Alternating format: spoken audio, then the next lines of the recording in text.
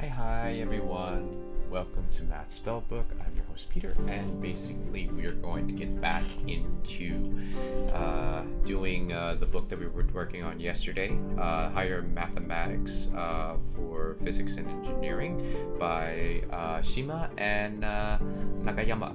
So we were on basically doing question 2, so let's just get right into it, shall we? We'll just turn off my model here. Hey, hey, Sascha, how's it going? What's the best part of your day so far, my friend? Start the study timer up there. Okay, so last time, we learned basically what we learned. We learned a little bit from section 1.1. So yeah, so we basically got through exercise 1. We didn't get 2 right, but we did get 1 and 3 right. So I think that's a success. The reason why we got 2 wrong was because I forgot that it was squared, x squared. So we ended up like guessing the supremum and the infimum wrong. So yeah, so that was my mistake on my part because I did not check my work on that. So now we're on question 2, which is, I don't want to scroll up too much because I don't want to see the solution, so I don't want to like cheat. Okay, suppose that S to any of the intervals of A and B show that the supremum of S is equal to B and the infimum of S is equal to A. So this automatically sounds like a proof question, so I think we started a little bit here. Oh, did they change the icons on this? It looks like they did. Okay. So let's just expand this so we can have more space. So I'll drag this to the middle for you guys so you can see it.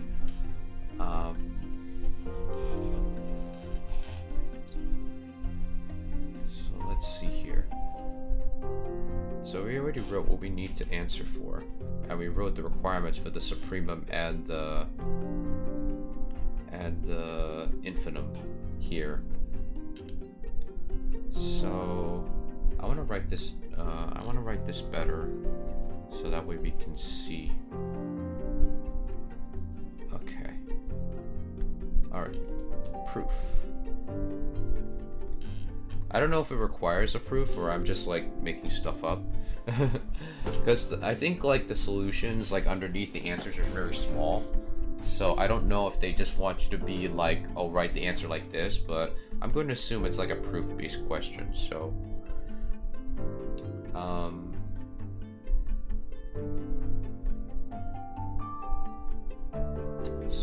I will put suppose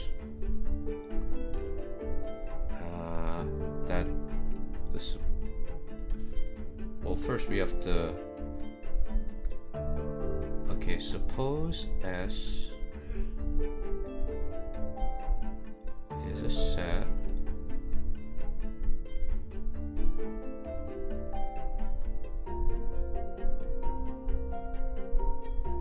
to be any of the intervals. It's a set of interval. Yeah, it's a set of intervals.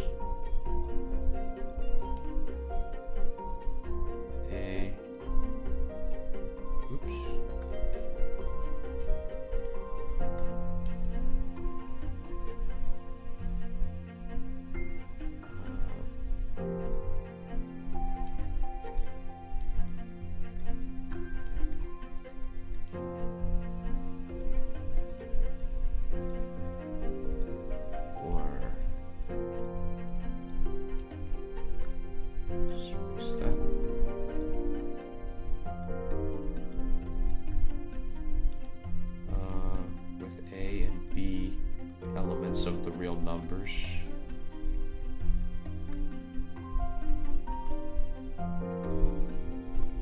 Okay, so let's drag this down a bit.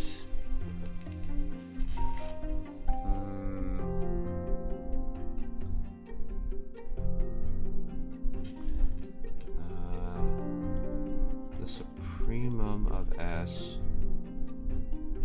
equal to X, and the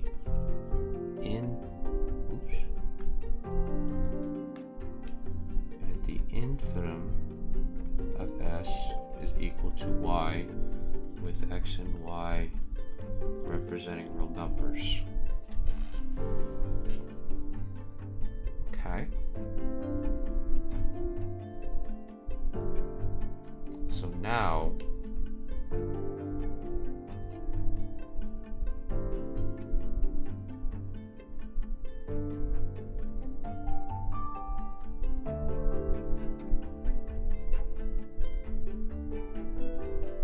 by the definition, A is the greatest lower bound, and B is the least upper bound. So yeah, because like according to the definition, B and A. Let's see, B is an upper bound of S. There is no upper bound of S that is smaller than B.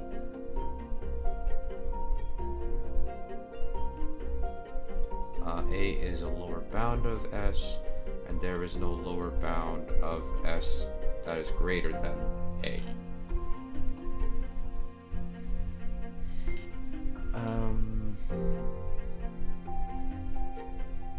Because it doesn't say anything about the least upper bound. Or the greatest lower bound. So maybe we have to include those definitions in it too.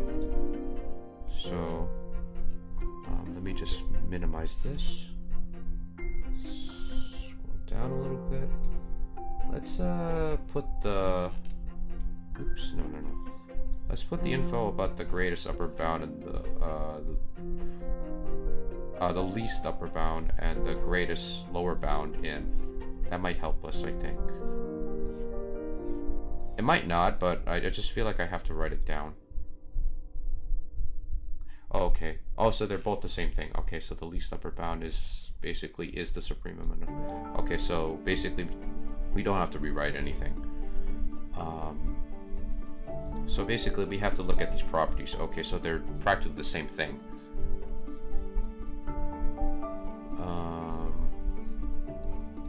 Yeah, I don't know if this is a proof-based question or they just want you to write like you know, what's obviously in front of you. But it feels like it's a proof-based question. I mean, that's how it feels like. Careful, S is not a set of intervals.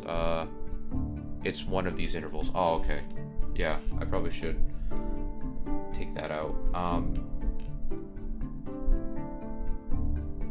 Suppose that S is... So let's just erase that. Suppose S is one of the following intervals. I've never seen that in a proof. I mean, would that be alright to write that as in a proof, Sascha? So let's see, B is an upper bound of S.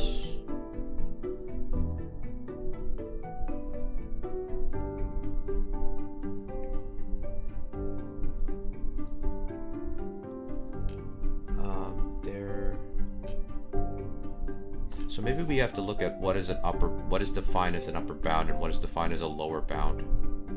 That might help us actually. Unless I'm being too specific. I'm probably making it harder than it already is. Okay, here we go. Alright, so let's write this definition down because I think this definition could help us.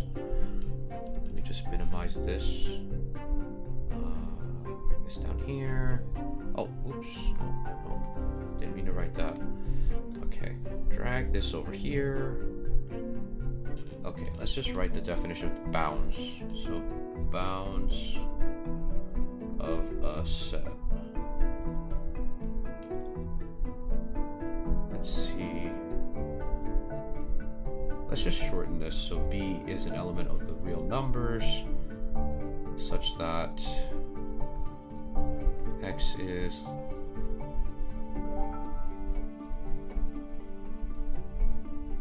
for all X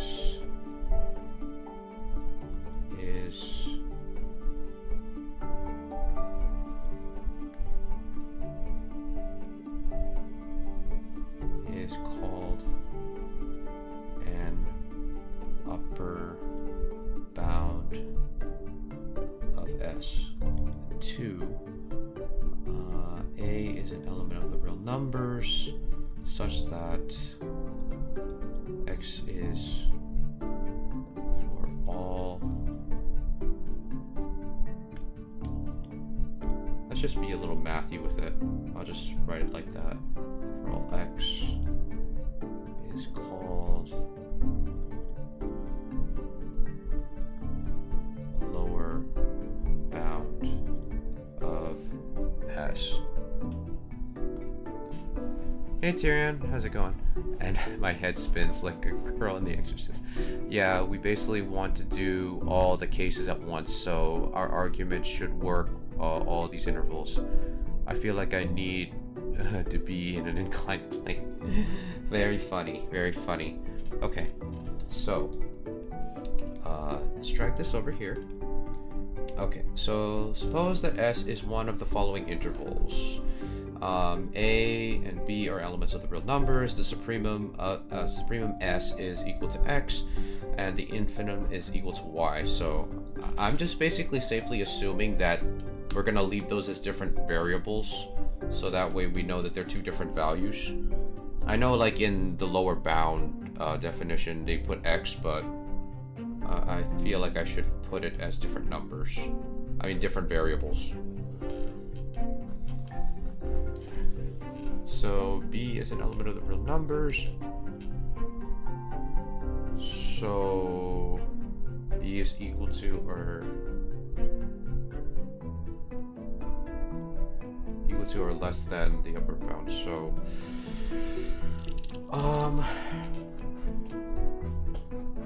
now I think we have to prove that b is basically either equal to x or it is less than yeah, because like basically we need to prove that x is equal to b. And y is either equal to or, well, actually equal to, but not greater than a. Yeah, because x has to be equal to b, but not less than b. Ooh. Now the hard part. How do we show that in a proof? Well, a does look like it's a lower bound because a is the starting point, and it actually is like included in two of the intervals that we have. Let me write these better so we can actually see the shape of these.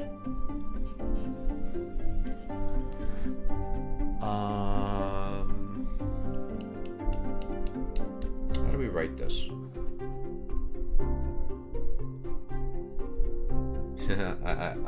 I guess this is what people struggle in real analysis, is like, I have the idea, but how do I show it in a mathematical way to prove it?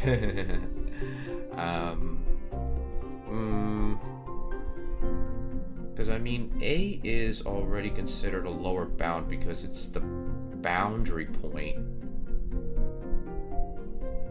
and b is a boundary point. Because I think we have to solve it so it solves for all cases.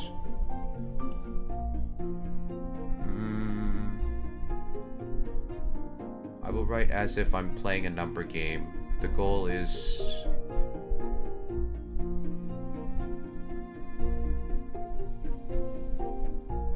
well, okay. We'll put that as our goal. Yeah. Well, we could put that there.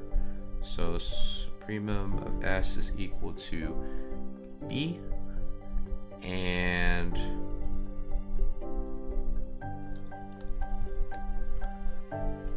is equal to a. Oh, I just barely missed chat with that one. I got lucky with that. Okay, so that's our primary goal. Okay, that's good to know. Okay, so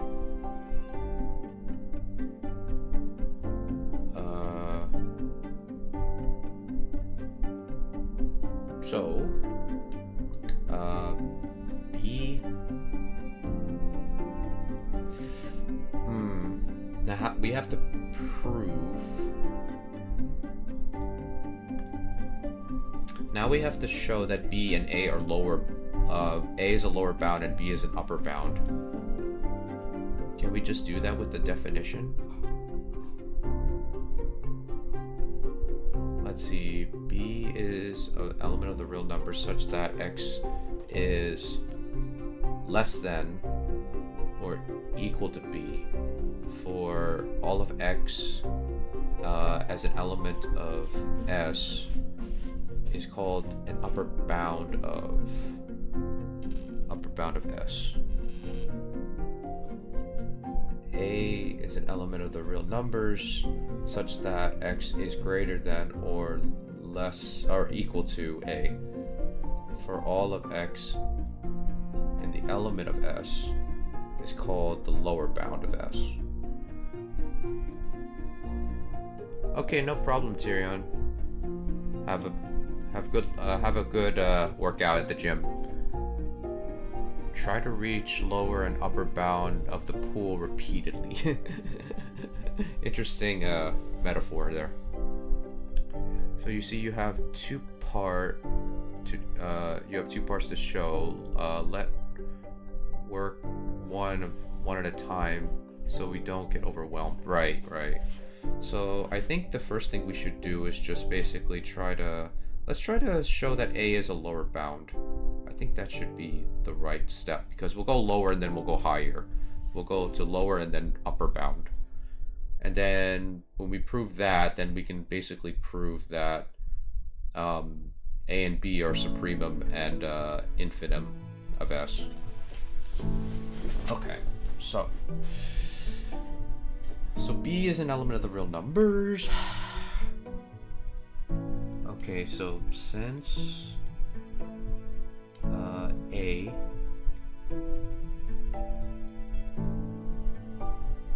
maybe I should look at the definition of an interval just so that I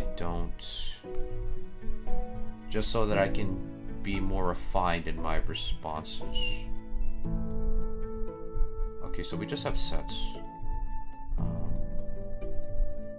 The least upper bound and the lowest upper bound.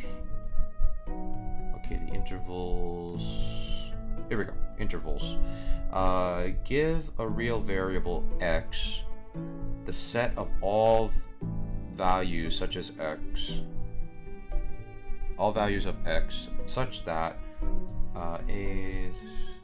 So I think we can write down this dynamic. So maybe we can write the interval for all cases. So basically the cases of each interval, and then they will show us how to actually look at them prospectively. Maybe we could do that. That might be a way to start. It could be scratch work, but like you guys can tell me, like since some of you guys are more experienced at making proofs in mathematics, you can tell me if it's just scratch work I'm doing. But okay, so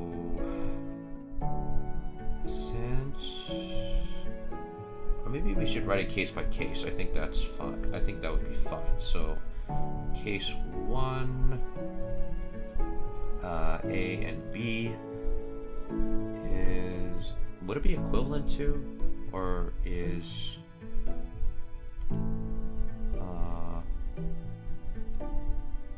no, wrong symbol.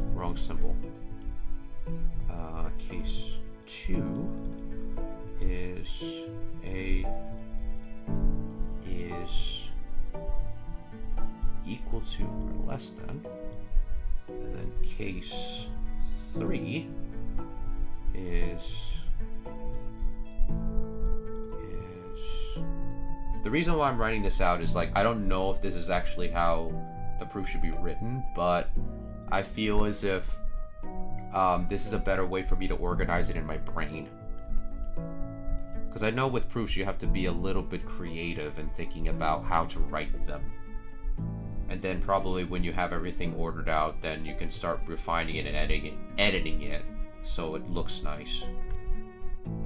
Because I think with proof writing you also have to know your audience when you're writing it. And I cannot write A's very well. Why is that? Case 4. So is A. Okay. Alright. So I wrote those down. I don't know if that's proof enough to basically show that A is a lower bound and B is an upper bound. But that actually shows that they're actually intervals. Right.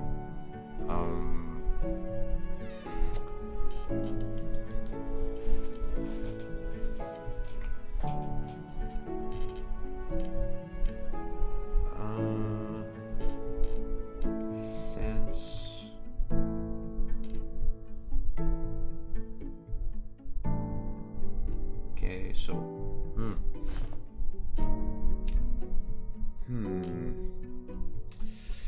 should I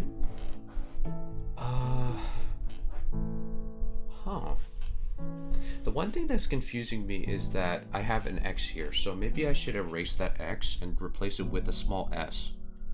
I think that might make it look a little bit better. So we have to clarify what s is. So S is an element of S within the intervals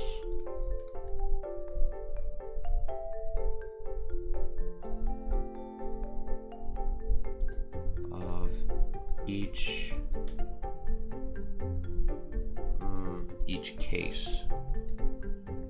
I don't know if that's how mathematicians write their proofs, but I'm just gonna write that as sort of like to clarify to my brain. Because I'm pretty sure I'm pretty sure when I write a proof, it's gonna look pretty overwritten and probably a little grotesque. But this is the way I will probably learn. Great, good step. So your goal is to show that S is equal to A. It's totally fine to do that. You're doing great. Thank you, Sascha. I appreciate the supportive words. Okay. Because I know there's some math professors that are basically like, you're over-explaining things. It's like, obviously, that is the fact. Okay, so... did I make it more confusing for myself? Maybe not. I don't know.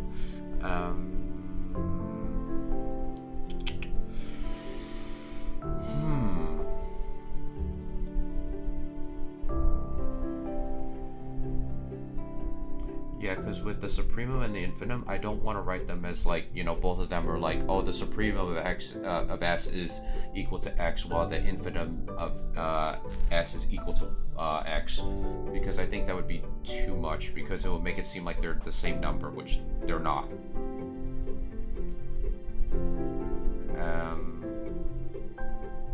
Okay. So for each S is an element of S within the intervals. S is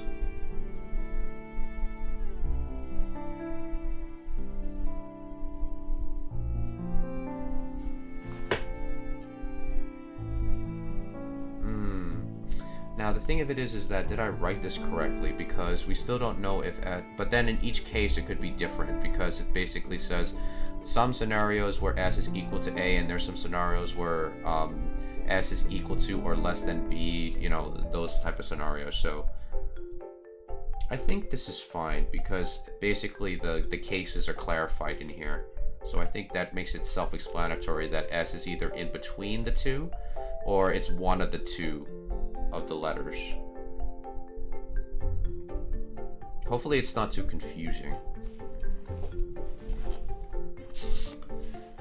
Okay, so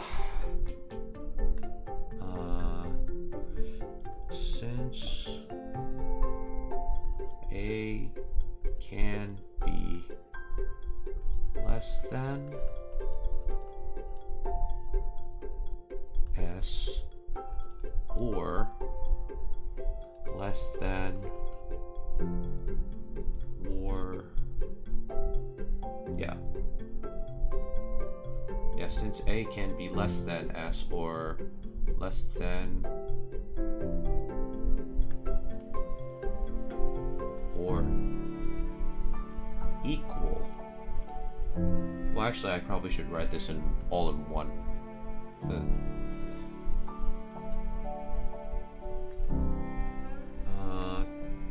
Less than or equal to S, then A by the definition, by the definition of a lower bound, A must be a lower bound, a lower bound of S.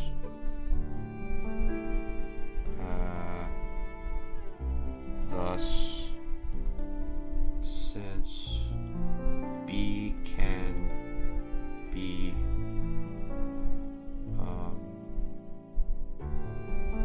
wait, I think I mixed it up. I definitely mixed that up. So this is A can be. So So I should write, yeah, I think I mixed up letters. Because I feel like that is not right.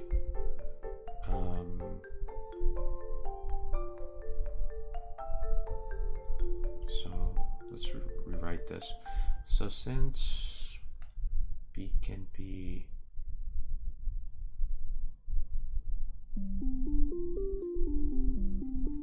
now I gotta rethink of how I phrase this. This is where good writing comes in. Because A is supposed to be less than or equal to S.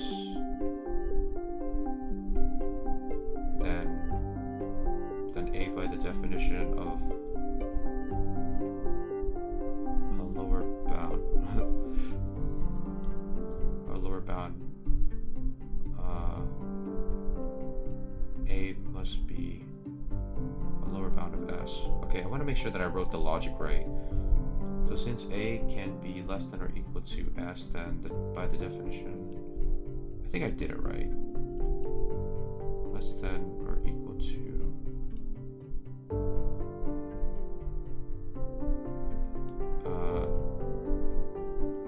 S, then A by definition of a lower bound. A must be a lower bound of S. Okay, now since B can be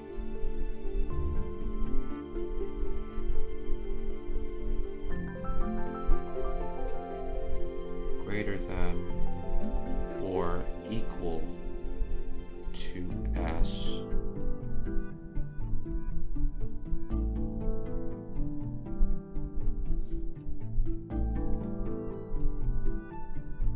then B by the definition. Dang, my writing is just like it's so scribbly. I'm like, can I write letters like at least decently? But then again, like I have to practice writing on this tablet more. And by the definition of the upper bound,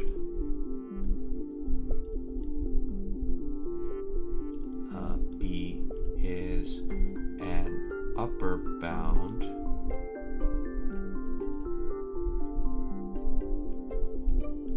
of S.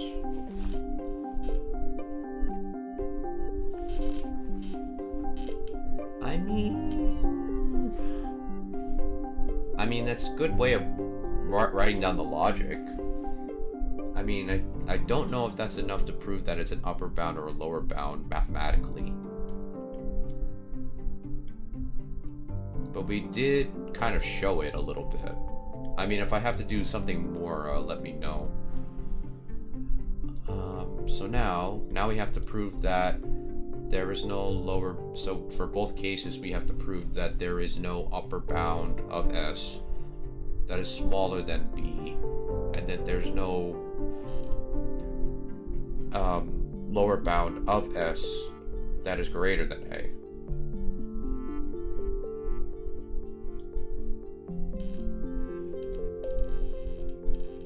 So, do we have to introduce neighborhoods? I mean, that might make it overcomplicated though.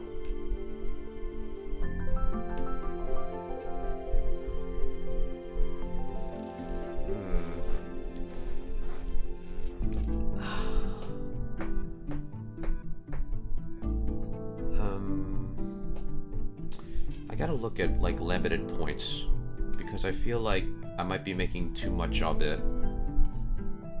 Because we got neighborhoods here. Let X be. I mean, do we have to?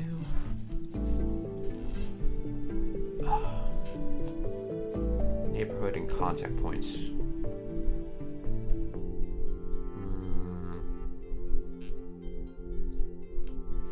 I feel like we're on a roll, but at the same time, I'm like, am I just writing too much?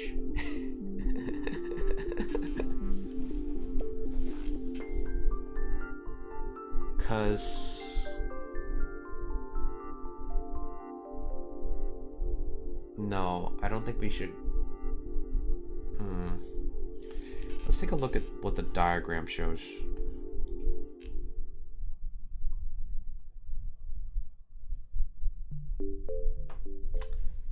Let's see. Is a limit point and thus a contact point. Okay, so limit points. Okay, let's take a look at that. Limit points. A contact point at X is called a limit point of the set S, which is a subset of the real numbers, if and only if every neighborhood V of X contains a point of S different from X. I feel like that might help us. So maybe we need to use a limit point. So actually, let me just minimize this. I want to write the definition of a limit point so we can have that as a reference. Come on, I just want to bring down. Now I gotta play with my mouse.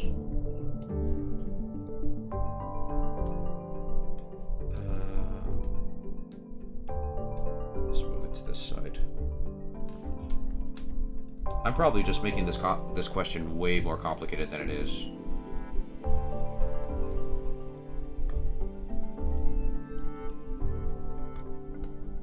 Because I know that the solution is not going to be this long. I guess maybe I'm thinking like a mathematician, I guess. Or at least trying to, anyway. Contact point. So R is called a limit point of the set S is a subset of R if and only,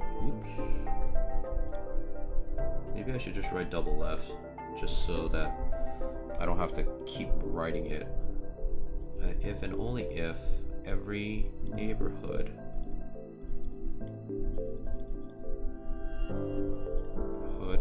V of X contains a point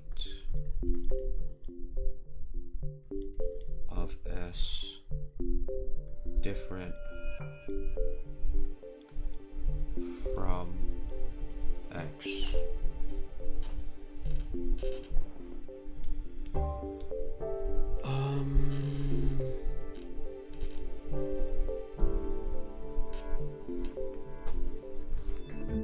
It's called a limit point of the set of S is a subset of R if and only if every neighborhood V S contains a point of S different from X. So that's the limit point.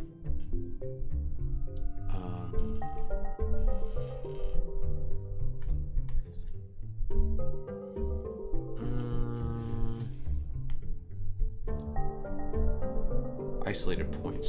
Contact points is called isolated points if of S if and only if X has a neighborhood V in which X is the only point. Well, we have an example of this, but that is, yeah, that's the only point there.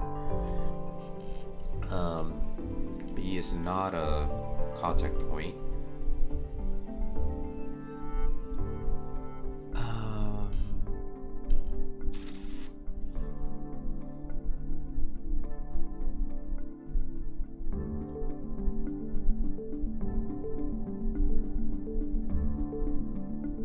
It's been over like 20 minutes.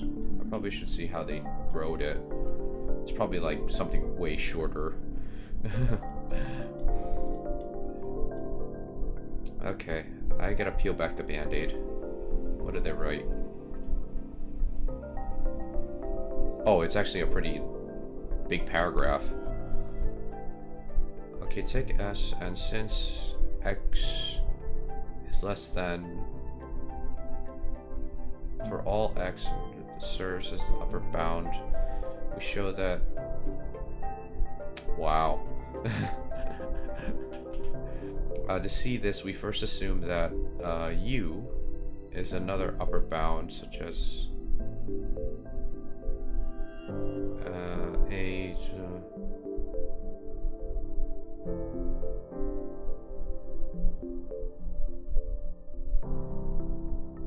Which contradicts the assumption that u is the upper bound of s. Hence, u is greater than or equal to s to b, i.e., any upper bound other than b must be larger than b. Thus, we conclude that b is a proof is similar for 3 other cases. Yeah, I knew they were gonna write a more elegant way of writing this, but then again, I think that's how you learn proofwriting. Is like you see, like I think where my logic was going in the right direction. Problem is that I was making it too complicated. Like I was thinking too many details. So I'm just gonna read this over. So take s is equal to, so x is less than or equal to b for all of x as an element of s. B serves as one of the upper bounds of s. We know that b is surely the least upper bound. Okay. We showed that b is the least upper bound. To see this, we first assume that u is another upper bound of s such that u is less than b. Then a is less than u, and u is less than u plus b over 2, which is less than b. This implies that u plus b is an element of s, and u is less than plus b divided by a half, which contradicts the assumption that u is an upper bound of s. Hence u is greater than or equal to b, i.e. the upper bound other than b must be larger than b. Any upper bound other than b must be larger than b. We thus conclude that b equals the supremum of s. The proof is similar for the 3 other cases. Hello, N4, is it okay if I call you N4? Because your name is like, pretty much like, a lot of characters that, like, it's hard for me to pronounce. I'll try to help you out if you like. I could try to help you out. What would you need? What do you need help with? Like, I only know like math from like algebra to like calculus 1 and 2, so hopefully I can help you out if it's like something involving those subjects. I do know a little bit of differential equations, a little bit, but only a little bit, not that much.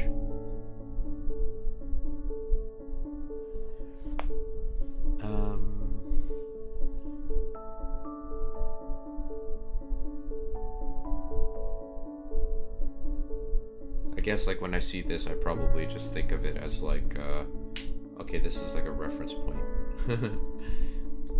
But I guess you have to feel that sense of defeat when you realize, oh my gosh, like, it's not like the solution is simple because it looks kind of very involved, but at the same time, it's like in your brain, you're thinking like, why couldn't I think of that? Which means I totally don't understand the answer yet. Oh, crud. I didn't realize I was going into the solution of the next one. 3.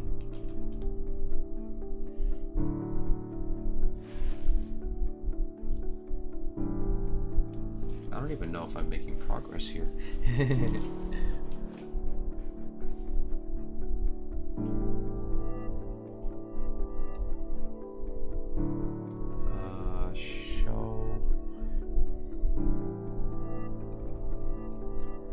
Yeah, but N4, like, what is it, which math exercise do you need help with? Like, if I can't help, I'm pretty sure someone in the chat will be able to, like, assist you. And maybe we can probably work on it together, actually. If it's something that I've done, like, I have a little bit of knowledge about.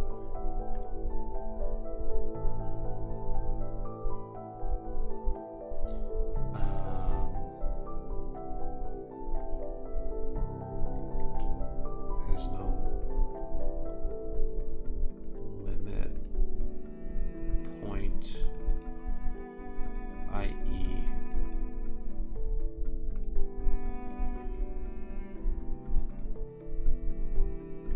Actually, I should write this as what I'm used to. Integer is the equal to the empty set. So this symbol, I remember seeing it before. Where is it?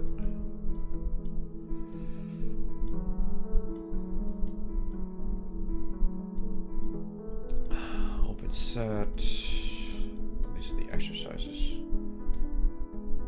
Oh, here we go. The symbol is commonly used to denote the set of limit points. Okay.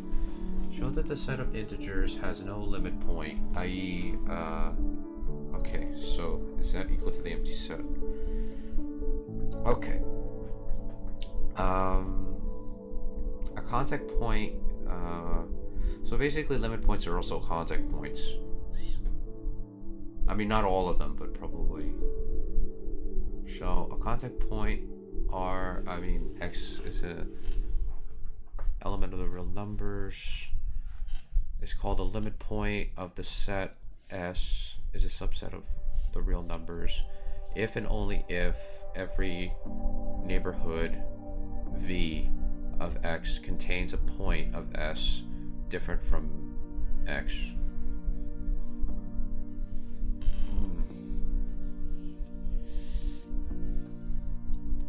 Let's see, the set of integers has it has infinite number of isolated points.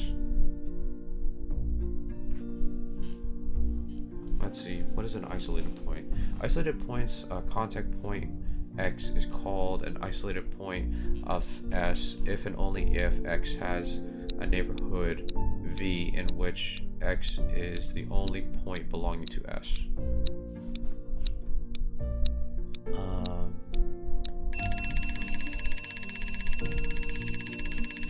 I guess it's break time for now, so.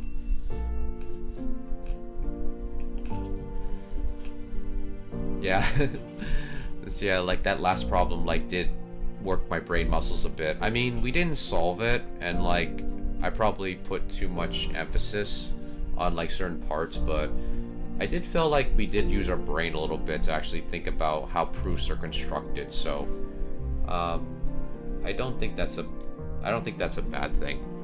Although, like, sometimes I end up wondering, am I ever making any progress on like the stuff that I do with you guys? You know, like I ask that question like practically a lot.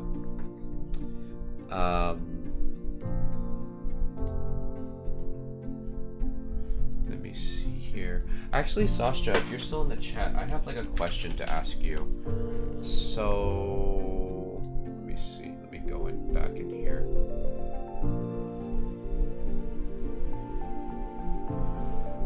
Yeah, like I have a question for you, Sasha, if you're still in the chat. Like, I really want to redo this again. Like, I really want to redo the tutorial world again. But I don't know how I would reset it. Like, is there a way to reset it or no? Because I would like to redo those so that I can like just practice with it over and over again. Because maybe that might help me with my proof construction. Because as you saw from the last problem we did, I basically overthought things. I mean, I don't know. Like, I don't know what you thought of my progress while I was like struggling through that. You could go into browser mode. I guess you could use Indigo browser. Oh, okay. Yeah, I think like whoever made this, like it would be probably a good idea if they were able to create a reset button. I think that would be pretty good, because that way I can just retry everything if I need to practice. I mean, Sasha, what'd you think of my struggles with like our question at hand before?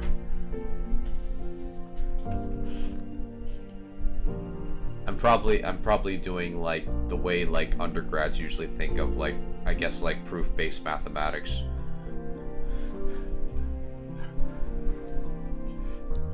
Is like, what am I supposed to write? Like, what am I supposed to do? Yeah, like this one actually took like the muscle, like took it really out of me, actually. Because I was like thinking about, oh, how can I write this and how can I show that this represents this? I think that's the thing I like about mathematical proofs, but it's also the thing that makes me the most paranoid about it. Because I feel like, am I writing the right thing to actually represent this as the definition of this?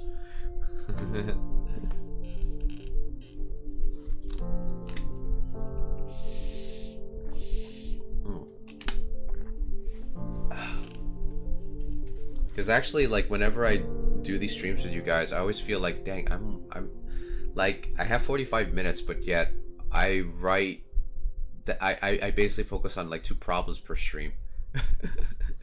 It's not a bad thing. It's just that I feel like I could do like so many problems like within that amount of time. But then again, I'm probably thinking of calculation-based math, not like proof-based or anything. Even with like doing computational problems, I feel like I spend so much time on like one problem. But then again, this is not a test. I'm not doing like a test question or an exam.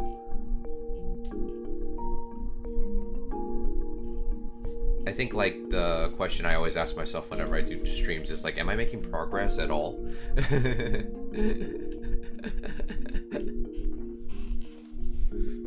Pretty normal for someone starting proof. I think dividing your problem into sub-goals and unveil the definition is pretty good way to approach things in general, right? Yeah, because I'm so surprised, like, because like the way they wrote the proof, I think, is like pretty interesting, because they managed to do it within 2 sentences, and I was doing it within like a paragraph, and I was like, what? Yeah, because they say take s and equal to the interval since x is less than or equal to b for all x elements of s. B serves as one of the upper bounds of S.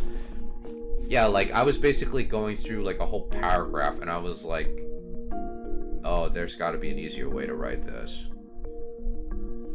Because they only did it in 1 sentence, and I'm like, oh dear God. I was like, yo. It was like right in front of me.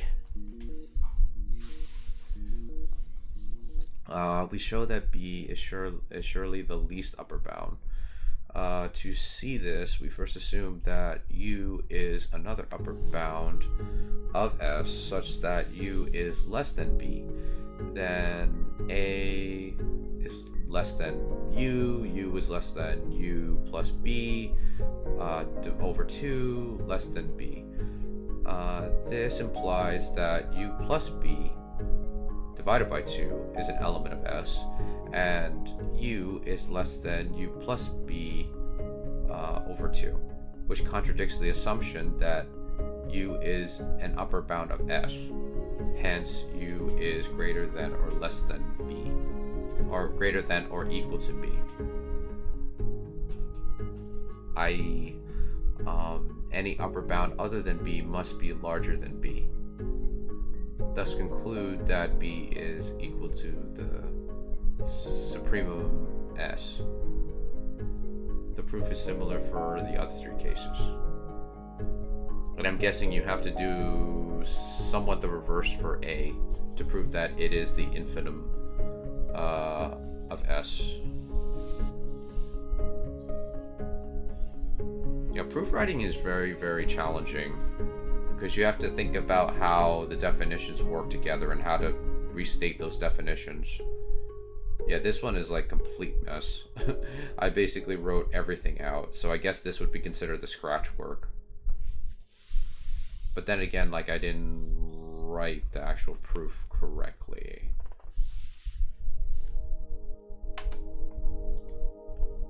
And this is for like mainly physics and math, physics and engineers. In real analysis textbooks, people have very polished proofs since people have optimized those proofs for like 200 years. Right. True. That is also true. Yeah, because like for me, it's like I only want to study proofs because I know it's going to be handy for like learning like theoretical physics. Because I know theoretical physics, you have to have certain proof techniques in order to actually like handle like, you know, the messy equations that come into the subject. But then again, like, you know, like there's like a deeper beauty in math as well. So, you know, like the more math you know, the better you become, the better, I guess, theoretical physicist you can be. At the same time, I end up wondering, like, am I also like skipping out on computational math that I should be learning, like in conjunction with proofs too?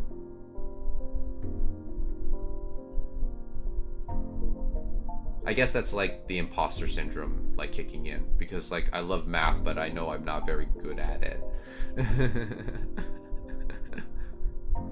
I'm pretty sure like a lot of like undergrads go through that, and a lot of graduate students go through that, and maybe professors too. It's like they love math, or they love like the field they're in, whether it be STEM or whether it be other subjects, but they feel as if they're lacking in certain areas within the said subject.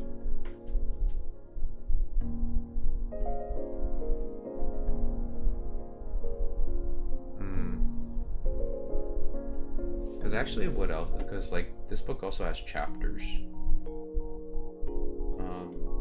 Let's look at the. I want to look at the table of contents. Because we're not even like. Sometimes in real analysis, I feel the authors are playing golf, writing the shortest proofs possible. That's fair. That's fair. We have conditional statements, order of magnitude, symbols. Oh, real analysis hasn't even started in this. This portion is just the preliminaries. Jeez. And this is already hard. Oh man. Because the one thing I don't know is like, how do you study proofs without feeling like you're cheating every time you look at the solutions? Because I mean, you could basically do the questions and memorize the solutions, or memorize the, I guess, like the way the solutions are set up. But at the same time, it's like, are you actually learning? Or are you actually just cheating yourself? That's the one thing. Because like for me, I don't mind spending 30 minutes on a problem. The problem is that if I don't get anywhere, I feel as if like, dang, I'm still cheating. I know I've talked about this on stream many times, but I guess like maybe you, like if anyone's watching on YouTube or anything, then you probably are like, no, we experienced that too. We experienced that too.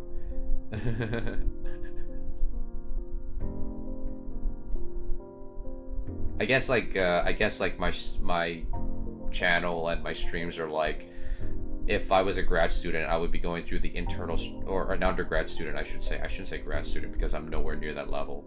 But like if I was an undergrad, like in like doing math for the first time, I can understand why people would get so stressed out, because it feels like you love the subject, but at the same time you feel like you're just completely lacking in like actually having the fortitude to say that I love it, but I still really am not good at it.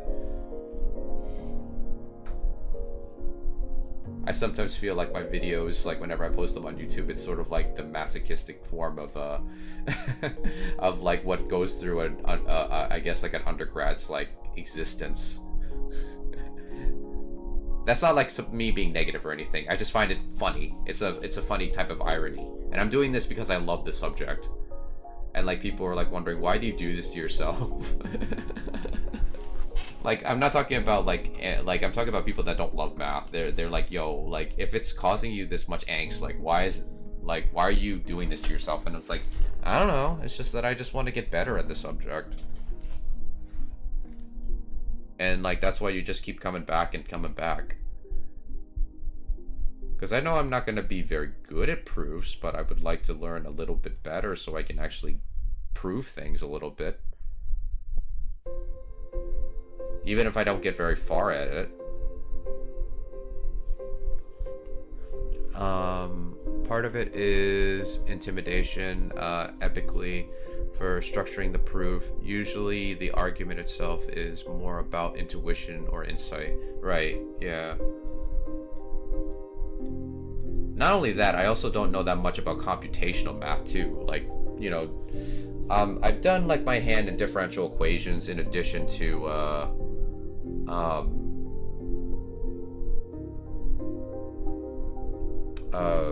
like as well as like basically a little bit of multivariable calculus here and there, but I'm still not good at them, and a little bit of linear algebra here and there. Oh, we got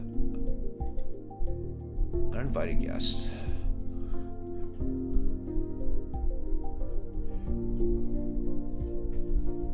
There we go. I always don't like it when we get like those random people coming in. Adds time. Yeah, because like if you guys like math, or you guys like physics, or you just want like a little productive stream to keep you active, you know, drop me a follow. And you know, we just hit affiliate, so like, you know, you don't have to sub, but if you do sub, always know that I appreciate it. And you can also like, you know, catch up with me on YouTube. Like the links are like down below in my About Me page if you're watching this on Twitch, or if you're watching this on YouTube, you know, drop a like, as well as give a subscribe to the channel, because I'm always like, it always motivates me to continue like making videos, as well as making live streams on Twitch, to basically like study together with you guys so that we feel productive together doing the things that we like to do.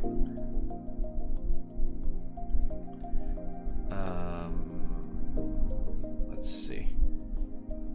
Yeah, break time is about over. So turn off the study clock. So I will be right back, guys. I just have to use the restroom real quick, and then we'll probably continue on with the next study session.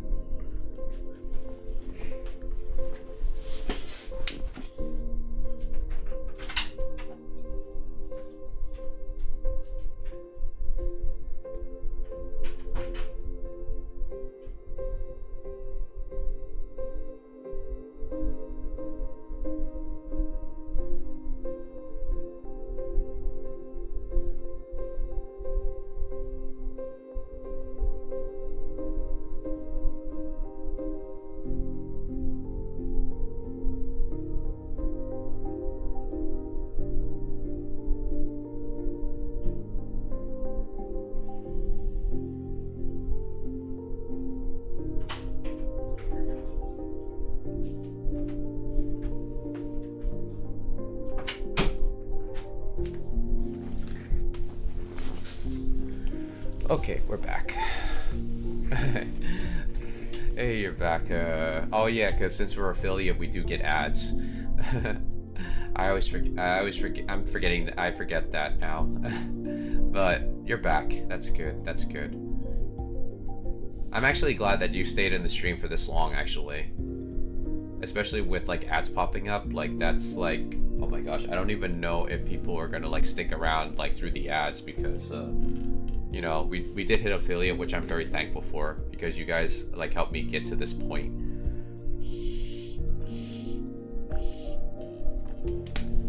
Actually, I'm just gonna be right back. I have to actually get like some cough drops.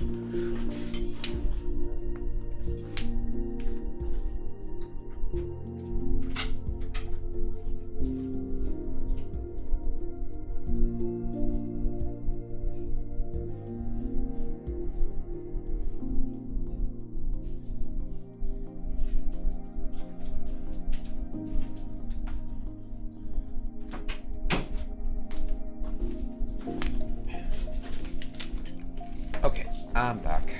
Yeah, sorry. Since like the weather's changing, and plus I've been streaming, I stream a lot, like during like Monday and Wednesday. My throat is basically gonna start getting raspier than expected. So, oh, I didn't know Hilbert space was part of functional analysis. That's really interesting. The thing about this book is that it has a lot of topics in it, and it doesn't spare any expense to go into detail a little bit. But I do like the way they introduced the preliminary stuff, because I didn't expect that they would cover a neighborhood that early. Like, a neighborhood actually makes sense when I read the definition. I was like, oh, that's really interesting. I mean, that doesn't mean I know how to write mathematical proofs, don't get me wrong, but I just love it when, like, the author makes it at least accessible for me to understand with, like, visuals and stuff. So I think that's really cool.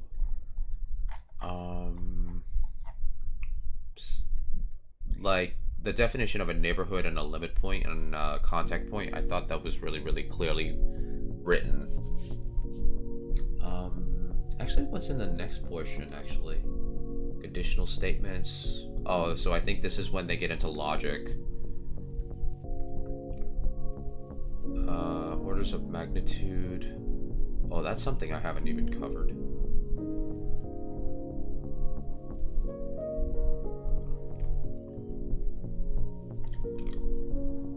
I always thought that was more like a physics thing. Orders of magnitude.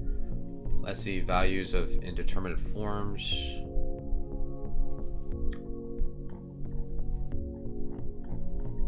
And then part 1, you go into a real analysis. So real analysis covers... Well, that's a lot. That's a big portion.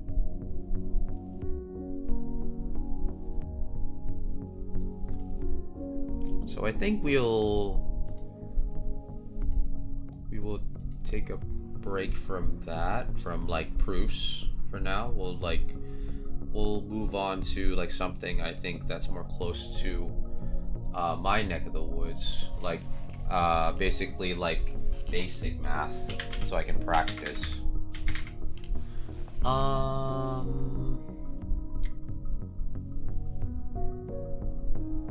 I have to work on my linear algebra, actually. I probably should like just open this up. Okay. So this is one of my favorite books on linear algebra. No Bullshit Guide to Linear Algebra. I apologize for cursing, but that's the title of the book. I'm not making this up. So we'll do a little study timer. There we go. I like the title, right? So this is just basically basic linear algebra. It's not like proof based. So let's see, intro, geometric aspects. This is where I left off. I never really like, this is the chapter where I actually stopped at in this book. And the reason why I stopped is because, like, I couldn't get distance formulas correct. And I was like, oh my god, what am I doing wrong here? But this is a different edition, I think. So let's see if I remember some of this stuff. Okay, so... Oh, I probably should disengage my model so you guys can see. Okay, so question 5. Find the closest distance between the line and the origin. Okay, so I think that is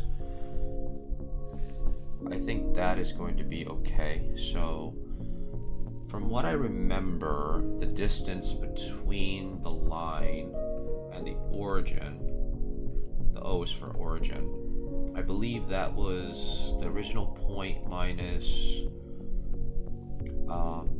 the point dot product of the vector,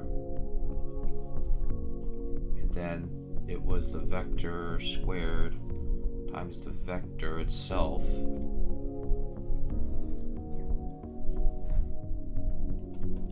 I know you shouldn't memorize stuff, but for me it's like whenever I learn things, like when it comes to calculation based math, I always end up memorizing it because I find new ways to memorize it. And then I know like you're supposed to like learn more about like the graphical representation, but you know, for me it's like when I get used to the calculation based method, then I go into the visuals and see what it actually means. I know like one of you guys actually went over like why the formula is what it is, like geographically. So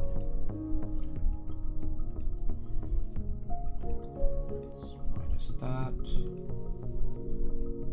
and then 4, 6, dot product of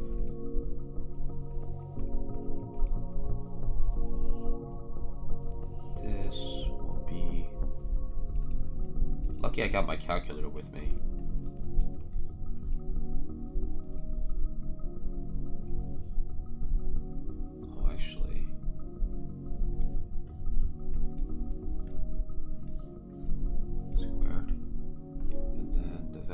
Here.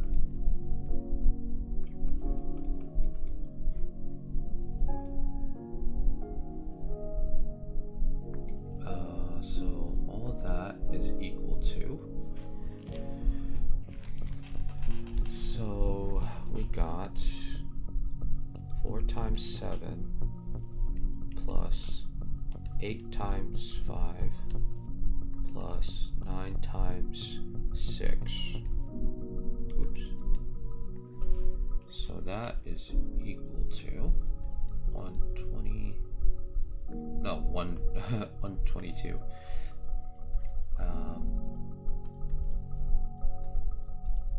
And minus that. So the square root of 7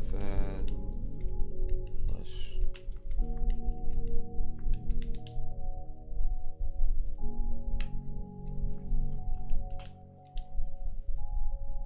take the square root of that, that's like, and then square that.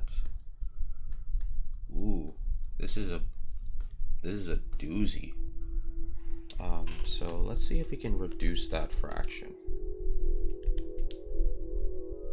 I guess that's the best we can do at that point.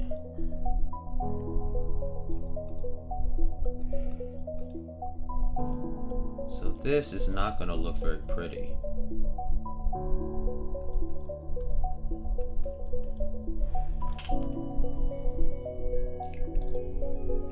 So this times 7. Ugh. We got some messy numbers, but I guess we're gonna have to deal with it. Oops.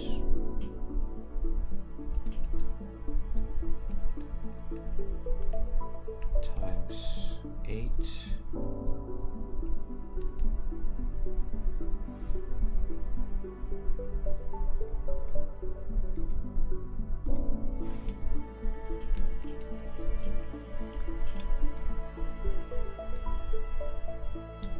Times 9. Yeah, these numbers are very, very... Luckily, I have a calculator. If I had to do this by hand, I would be like, oh my gosh. Are you kidding me right now? Unless I'm doing the wrong procedure. Actually, this sort of problem becomes very simple once you know about the orthogonal basis and the Gram-Schmidt process, at least. They feel less like applying a random formula that's hard to remember. Right, yeah.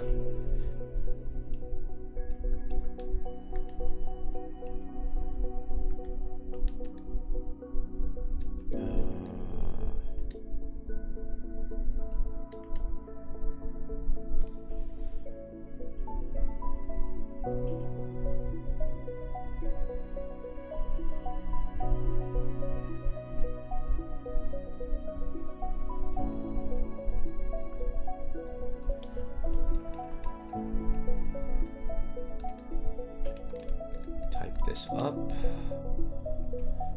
then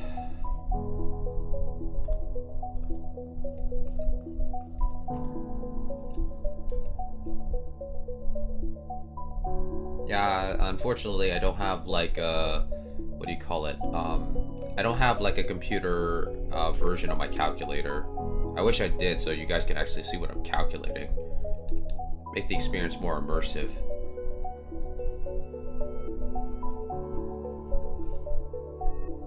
I guess for me, I just like I like remembering formulas a lot.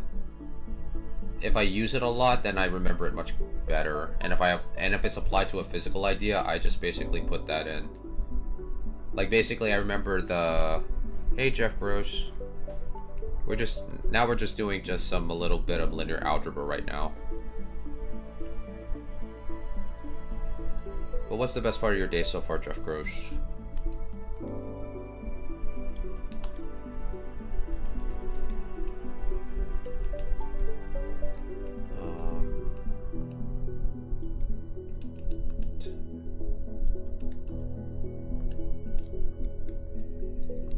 Yeah, like I'm currently using a Texas Instrument 84 Plus. I wish I had one on my computer so I can actually like do the calculation in front of you guys, so it'd be so you guys can actually see what's going on. So the distance is 0.5. Well, we'll round this to 8. Make it easier. Now I don't know if that is the correct answer. You must have some scientific calculator on your computer. I do, but it's not the one I want to use. Like, I do have a calculator on here, it's just that I don't want to use it. I just want to be able to use the one that I'm, like, using in my hand.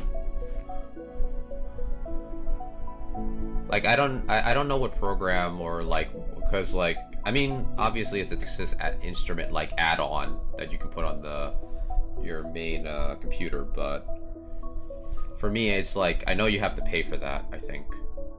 So this is chapter 5.1. So let's see. Chapter 5.1, problem 5. Here we go. Okay, oh. They have the decimal point solution. Oh. Okay, I did it wrong. Got the wrong answer. Which means I fouled up somewhere, either in the arithmetic or in the setting up.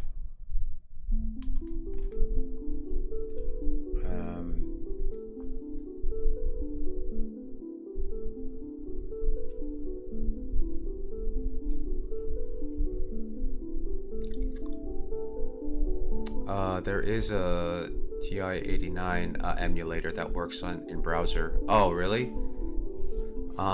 There might be an emulator to use the one you want, I think. Yeah, I've seen, actual education use it. I just don't want to pay for that add-on, because I know Texas Instrument, they made you pay for that.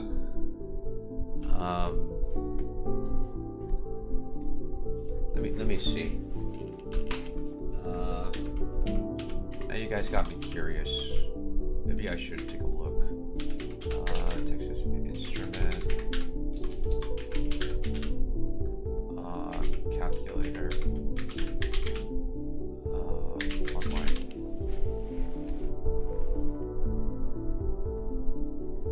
Oh, thank you, Sascha.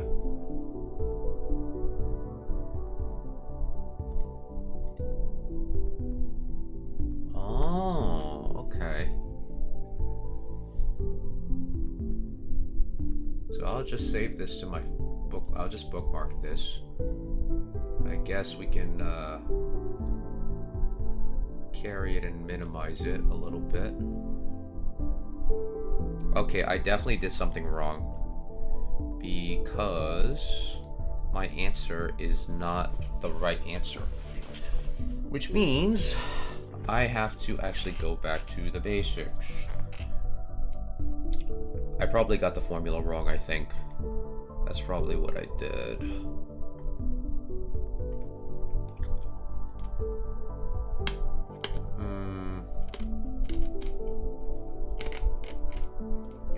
Sorry if you guys hear me like chomping on my cough drop here.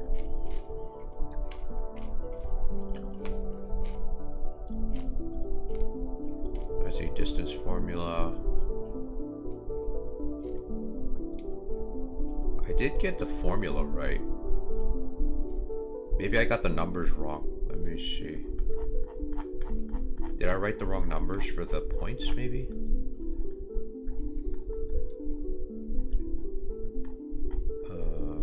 Wait. Oh, I'm going too far. Right about here. So, from the origin. So I got the formula right. Like, did I do the calculations wrong?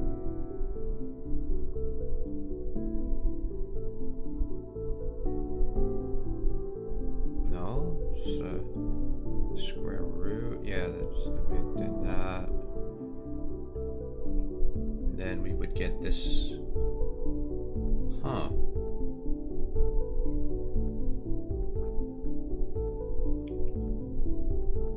I mean, I think I did the method right. Let's see.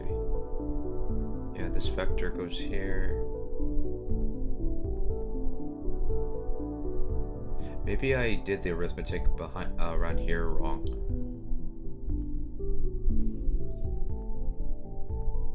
Because I know this is supposed to be the distance of the vector.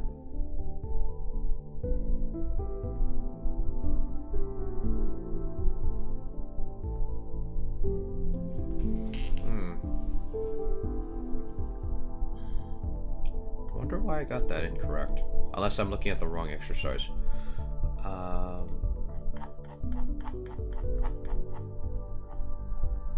So this is E51.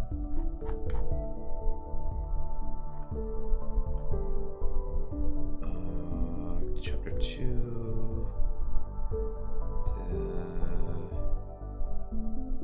E51. Nope, that is that problem. Huh.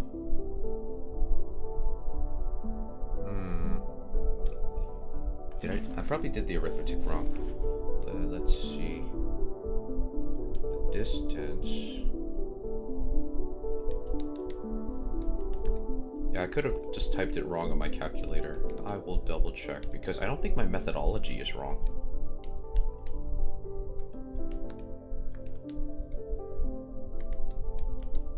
See, this is why, like, I'm the most real with you guys. I make mistakes even on stream or videos. Nope, that's where it equals to. Do they have different numbers and they just wrote that down? Maybe. Maybe.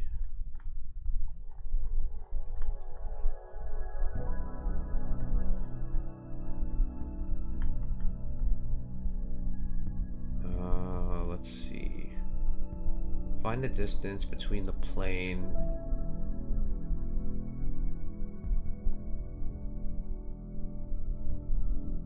and the origin.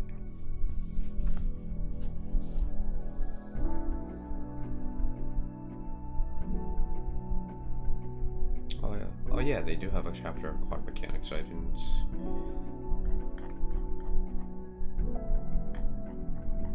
Yeah, because I know the formula for, like, the plane.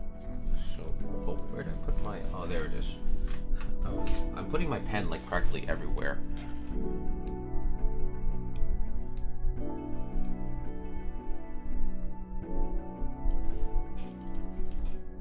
Alright, E...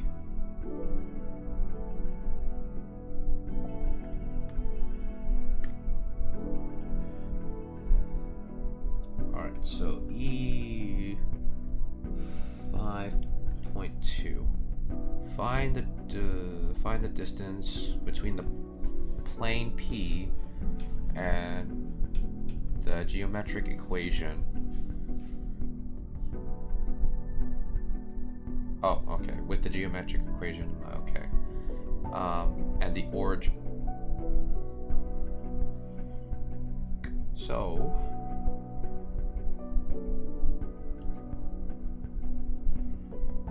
So I'm guessing the normal vector. The normal vector is 1, 1, and P is basically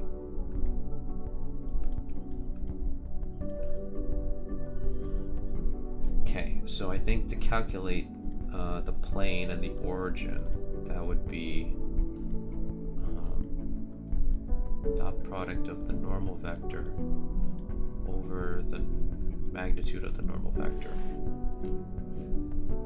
So this one should be like simple numbers.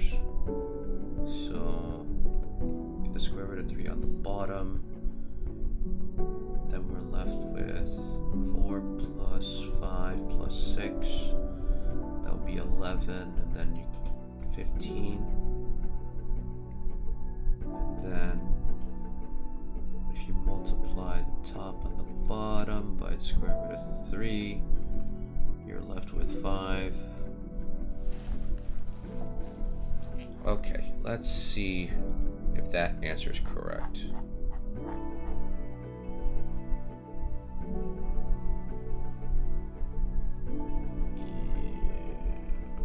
Yep, it is correct. Okay, cool. So at least I'm not wrong on that one. Yeah, I don't know how they got that answer. I get a feeling that I made an arithmetical error or something.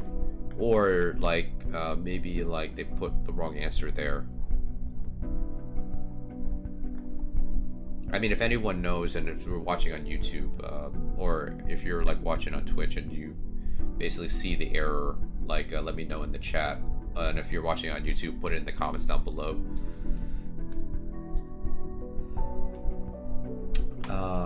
Okay, so what's the last question? Two non-parallel planes in three dimensions intersect at a line. The two intersecting non-parallel lines, L1 and L2, define a unique plane that contains both lines. More generally, a pair of intersecting non-parallel lines, L1 and L2 in R3, defines a whole family of planes, okay, that are parallel to both lines. That is, they never intersect with two lines. Jeez, that's a mouthful. Find the equation of the plane that contains the line of intersection. Oh, oops. I forgot that the chat is like literally there.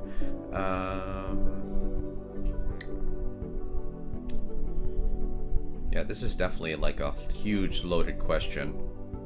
More generally, paired of find the equation of the plane that contains the line of intersection of the plane. Okay, so of the planes. Okay, so we're given two planes. So we'll put this as P1 x c equals 1, and then we'll put P2 as x2 minus y minus z equals 2. Okay, and the parallel, and it's parallel to the line with the parametric equation. Okay, so we're just given a line here. I think it's we'll just encapsulate it in here. That is x is equal to 1t, y is equal to t, and then z is equal to 1 minus t. And if I were to rewrite this, so we can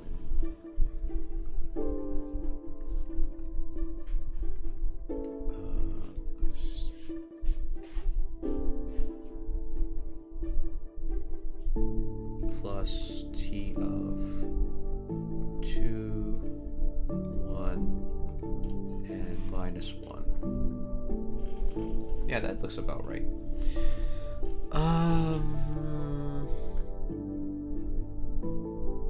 Okay, the line of intersection 1 and 2 to plane. Okay, so figure. So we want to find the plane that contains L1 and doesn't intersect L2. Well, they spelled doesn't wrong.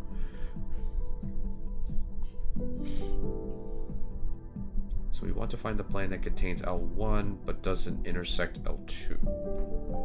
Okay, so I'm guessing they mean this blue plane here.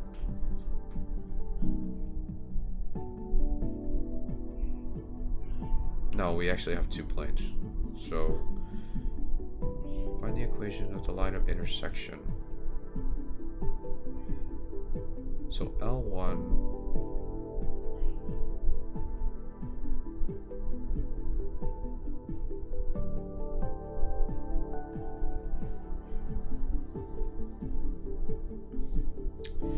This is an interesting problem. It really is.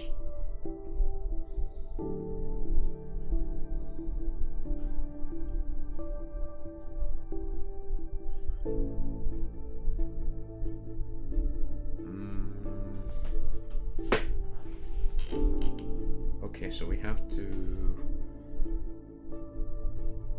Let's see, find the equation of the plane that contains the line of intersection. Plane slash...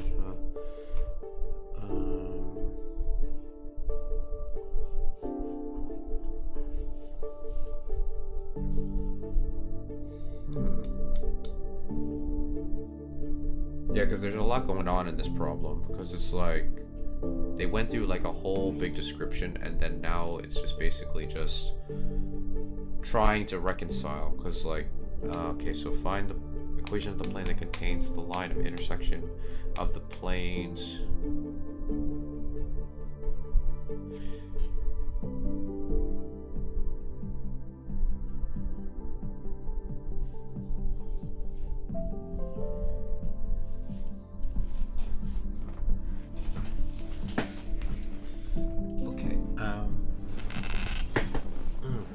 So it has to be parallel to this line.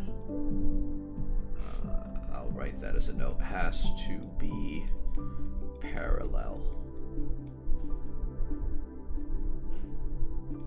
to this line. Okay. So in order for it to be parallel, it has to be like basically just a constant multiplied by the distance where the line is.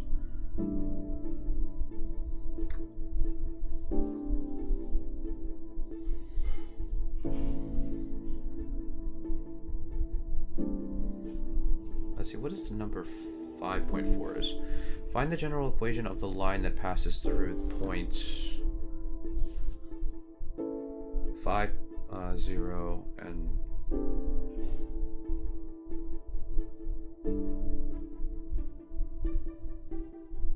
okay, so I think that one might be a little bit easier.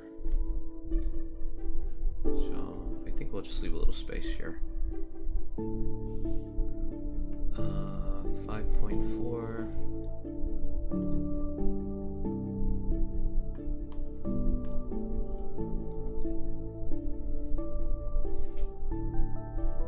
So find the general equation of the line that passes through the points.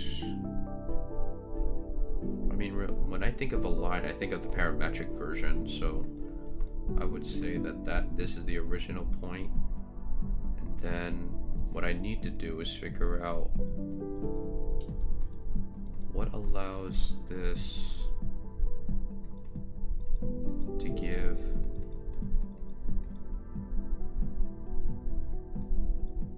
so there's so many numbers I can use.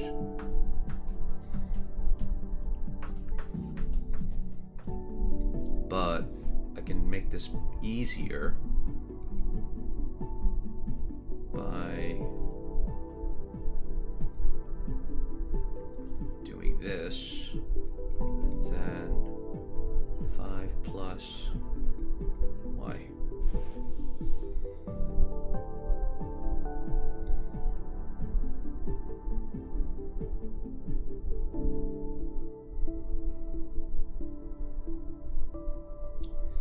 It can't be 0 because if if t was at 0,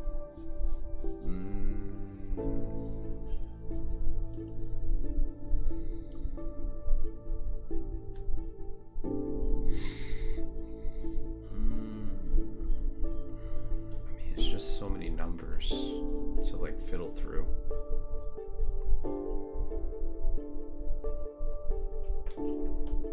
But it feels like it's not beyond my grasp though.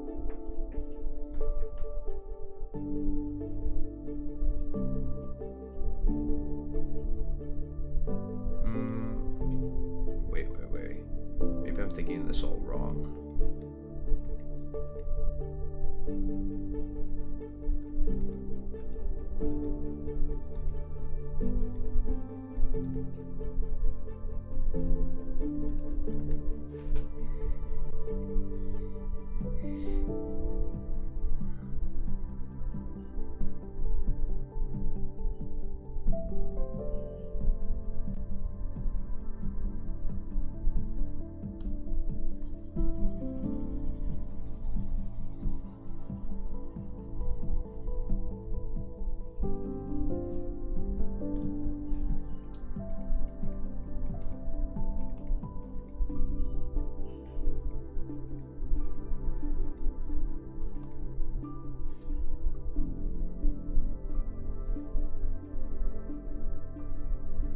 So let's try this.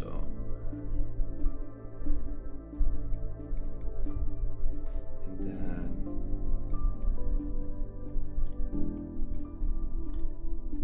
has to be -7 on this side. Thus 5 plus 12. So this one, t would have to be equal to 1, so let's see if this also works.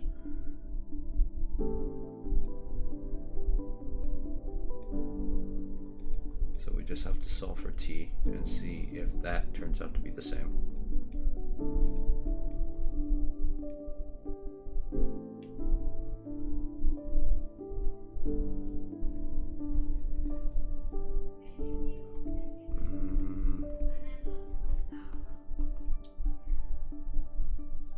Oops. No, it turns out to be -1.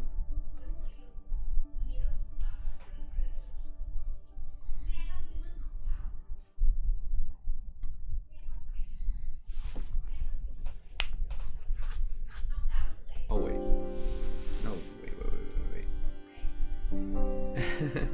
It's a -12, so it should be like that. So yeah, they both come out to be 1. Okay. So I think we solved this already. So the equation for the line that passes through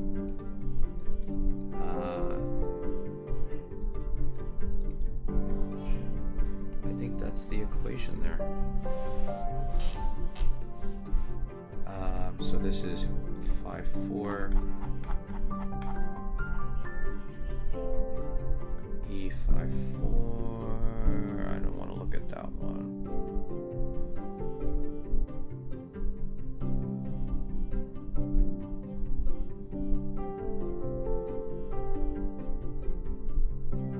Oh, I had to turn it to XY coordinates.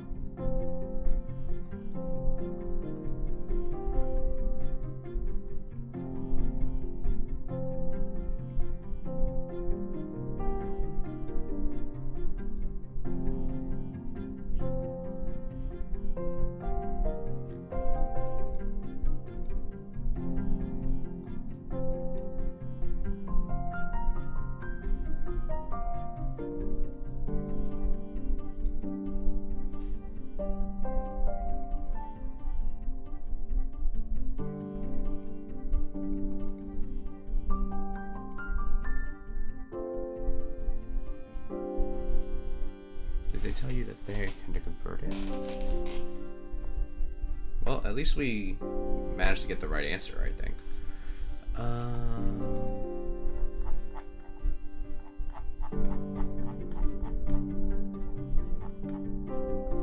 Oops. Where are you? Where are you? Here we are.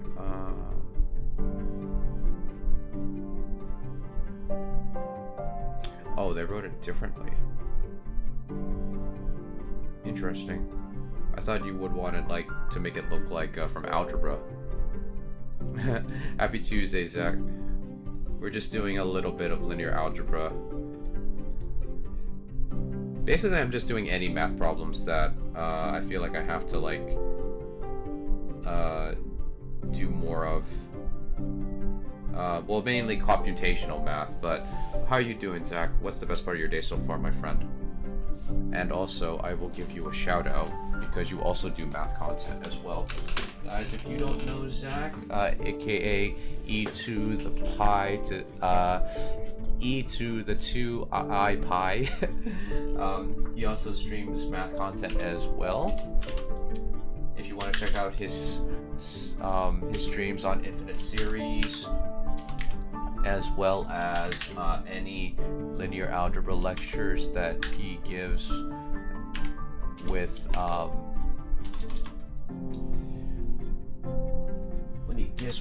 Penn Center, check out his stuff.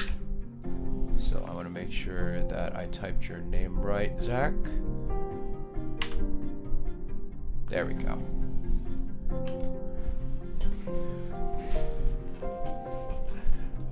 I mean, I managed to, at least I solved it though. It's not the prettiest, but we'll go with it. We'll stick with it. I guess that last session really took it out of me, because doing those proofs was like really a lot of me thinking. But then again, like I think that's usually how it is whenever I solve math problems. Especially math problems that I'm basically struggling with. Oh, thank you, Zach. Thank you, thank you, thank you. Yeah, like I wouldn't have gotten here without you guys as well. If you guys like math, physics, or just like a stream that basically makes you feel productive doing stuff, be sure to drop me a follow. And if you would like to be super nice, you can also drop a sub if you like. If you have an Amazon Prime account, you can have one free sub to any streamer you like. It doesn't have to be me. It could be like any one of the good people here, including Zach. It's always nice to actually be able to like get a little bit of money to for basically our love for mathematics. Like I said, you don't have to. Take care of yourself. Take care of you and your finances first before you start supporting others with your own finances.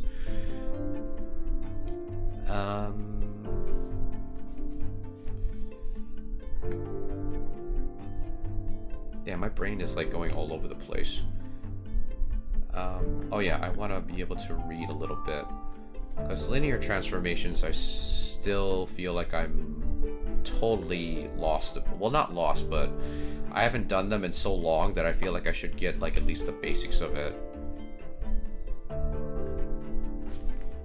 Linear transformations. Linear transformations take vectors as inputs and produces vectors as outputs. A transformation T that takes an n-dimensional vectors as inputs and produces m-dimensional vectors as outputs. Okay, so does that mean like if you have a row vector, does that, so when you have a linear transformation, does that mean you can transform a row vector into a column vector and vice versa? Or am I just mixing things up here?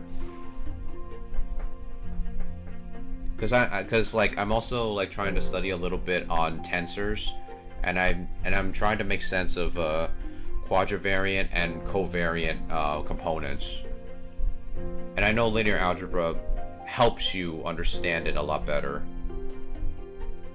If I'm totally wrong, you can basically confirm that I am wrong in my thought process on that.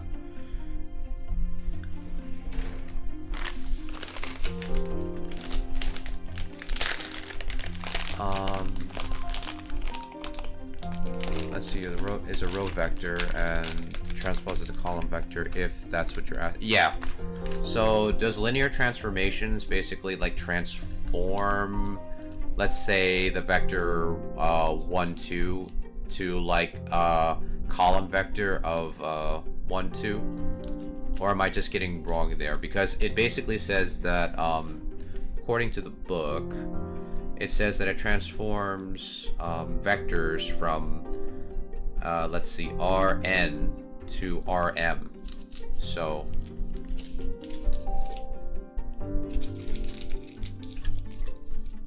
because I'm trying to relate it back to quadravariant and covariant components, so I can make better sense of it. Because I know, like, when you try to learn vectors, I mean, learn tensors, it's better to have, like, some knowledge of linear algebra. Is n-dimensional space and is m-dimensional space. Okay. I think it's because I'm so used to seeing matrices being depicted as, like, R, n cross m. That's why I ask. Let's see, V is an input vector space, W is output space of the transform, dimension U is the dimension space, the dimension of the vector space U. So the linear transforms that takes the vectors of V, this is an element of V, and inputs and produces the vectors W, the output is M, notation.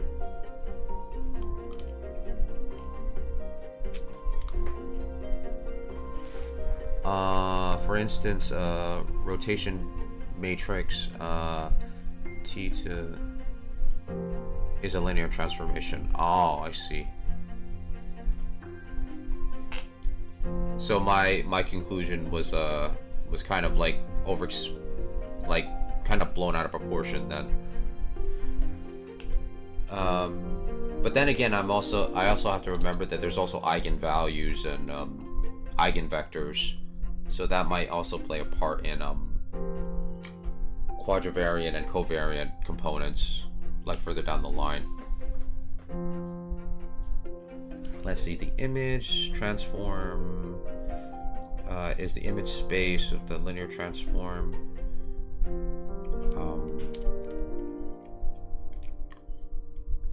For some, which is a subset of W.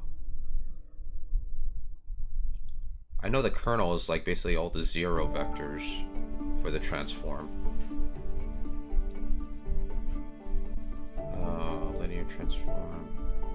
Let's see. Oh, here's an example. Linear transform T to is defined by the equation applying T to the input vector produces an output vector. Okay. Applying T to the input vector produces, okay. The kernel contains only the zero vector, and the image space of T is a two-dimensional subspace of output space.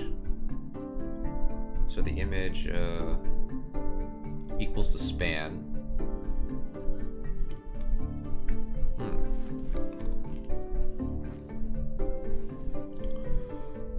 Let's see, matrix representation. Oh, here we go, like basis vectors. Let's see, linear transformations represented basis vectors of V space and is of W space. Matrix representation of the linear transformation, which is an element of the R. Let's see, to be precise, we denote the matrix representation as... Yeah, I remember doing these like when I was taking a class in linear algebra. Of course, it was an online class, and we were doing it from like our computers. So, like whenever I got stuck, I was instantly like just looking up the answers.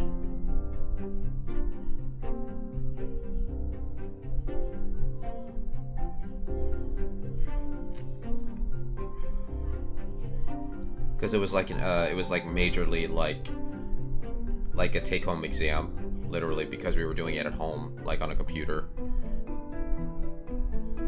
Not to mention I was also working at the time, so I was like trying to like get through everything.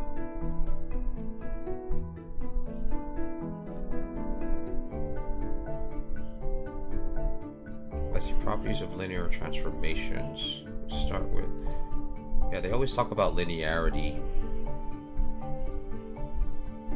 The fundamental properties of linear transforms, as you guess, is their linearity.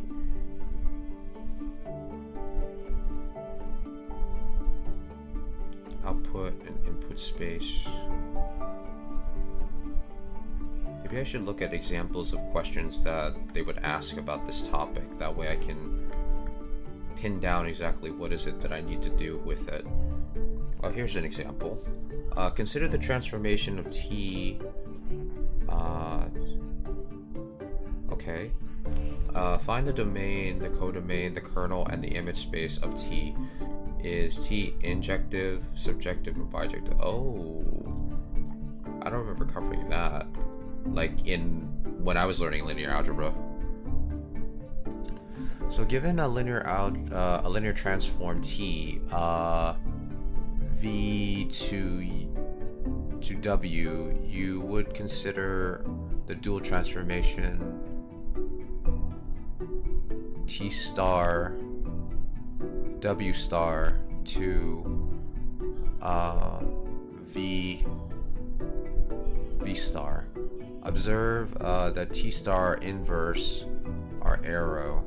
Thus we could say that the dual is quadravariant. I'm guessing that says quadravariant. Is that supposed to be a vector or function? Sascha.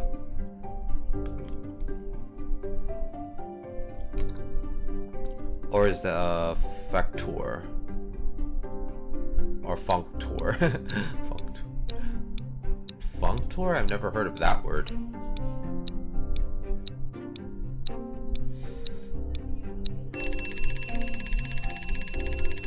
What is a functor?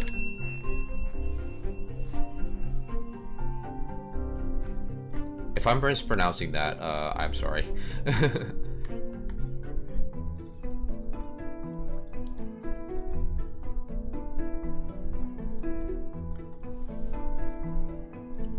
Well, I guess we did a little bit of reading and studying. I mean, we did get some problems. Like, how many problems did we do? I think we did like 3, right? Yeah, we did like 3 problems. At least we got one of the, I guess we got like 2 problems right. We did skip one though, but at least we got some problems done, like computationally at least. So I think that's a win.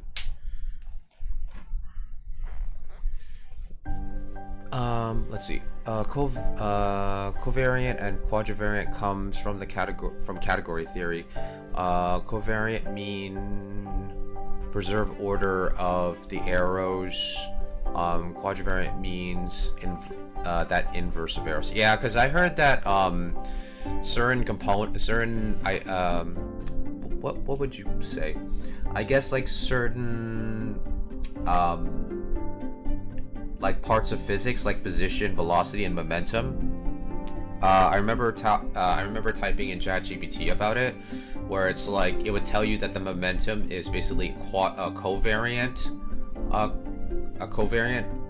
type of like vector space, and I think position and velocity is a quadravariant.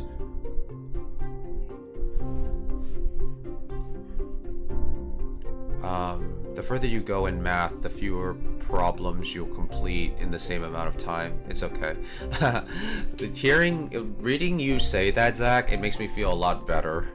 I mean, actually, you and Sascha, like, basically saying that stuff, like, it really makes me feel better, because I feel like with 45 minutes, I haven't been doing that many problems, and I've like, kind of looked at the solution, or just listened to someone basically tell me the solution, and then I feel like I'm not, like, learning much. And at the same time, it's like, I feel like when I do the basic ones, I feel as if like, wow, I'm like so like out of touch. I guess it's just imposter syndrome, I think. I'm not even a student and I'm feeling like imposter syndrome. Like when it comes to like my love of math and physics. Because like I do try to like practice math like on my off time sometimes, but at the same time it's just like it feels like it's like kind of arduous sometimes. I would find myself being on my phone or just reading a book or something. Like a book that doesn't revolve around math, I mean. Because like when I was trying to do math proofs like last study session, I felt like, wow, I was totally oversimplifying things. Or I wasn't simplifying things enough. Let me see if I can find it. Because like before you got on, Zach, dang. I always hate that I have to click my tablet every time I want to use it with my pen. Yeah, we were doing this. Let me just type this. And I'll zoom in a little bit so you can see it.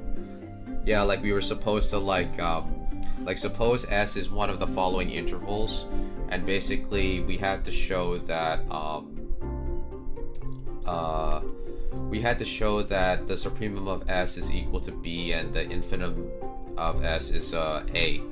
And I was like going through so many thought processes that I was like, okay, like there must be like a shorter way to do this. And then like when I went to actually do the actual answer, because they show solutions, let me just close this one and then open this again and then click this right here. So when I went to the actual solution, I was like, oh my gosh, the solution is so well written. And I was like, oh my gosh, they made it so much simpler to like follow the logic.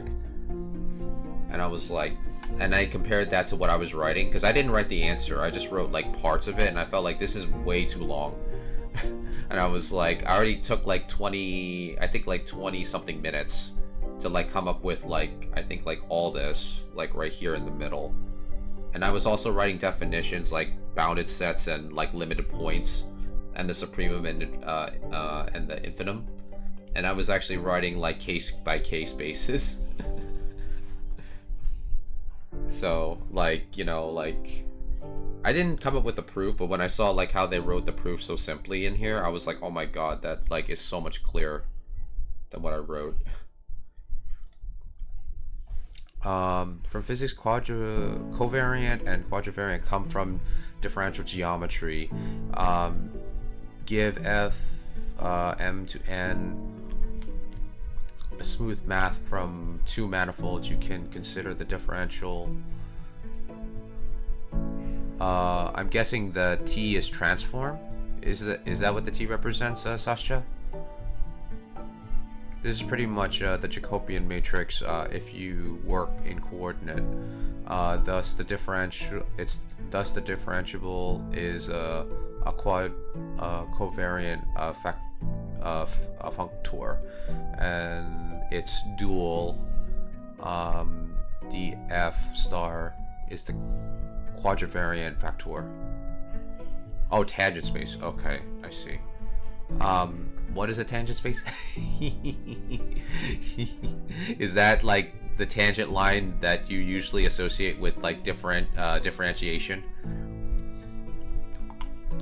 See, I learn a lot from you guys, like what you explain stuff, because it seems like you guys are able to explain the complex stuff to me, but at the same time I'm not even at the level where like I could be learning this stuff, because I can barely get through like doing like calculation based calculus. But with your support and your like kind words and like basically like telling me that I'm doing fine, the path I'm going, it makes me feel more reassured.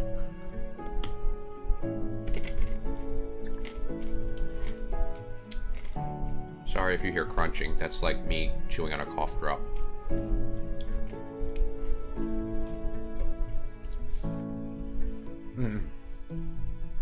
But thank you for like going through all the explanation with that, Sascha.